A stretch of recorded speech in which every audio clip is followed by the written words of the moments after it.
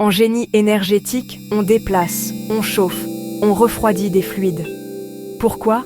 Parce qu'ils transportent l'énergie. Mais tous ne transportent pas pareil. Voici leurs 5 super-pouvoirs. Super-pouvoir numéro 1, la masse volumique R, c'est la masse par mètre cube. Plus R est grand, plus chaque bouchée de fluide est lourde. Et plus il faut de muscles ou de pompes pour l'envoyer au sommet.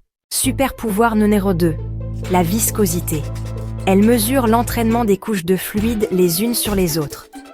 Haute viscosité, miel, gros effort.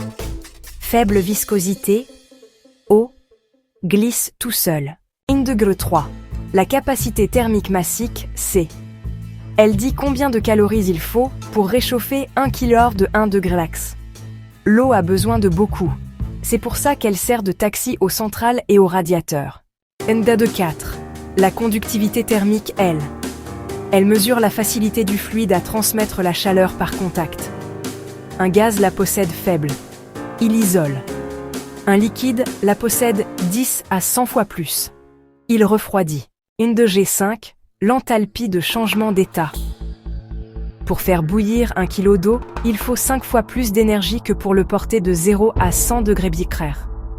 Cette énergie cachée est un coffre-fort que l'on peut ouvrir quand on veut du froid ou de la vapeur. Retenez-les comme une main de carte, R pour le poids, M pour le frottement, C pour le stock, L pour le flux, L pour le changement d'état.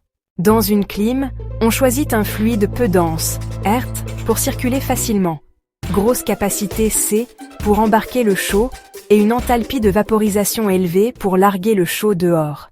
Entre vos deux vitres, on coince un gaz de faible L. Il freine le flux thermique. Pas besoin d'équation, on a juste lu la carte conductivité. Maîtriser ces 5 propriétés, c'est choisir le bon fluide, la bonne tuyauterie, le bon échangeur.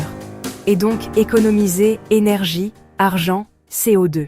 Petit test, pour refroidir un data center, visez-vous plutôt R ou R, C ou CE?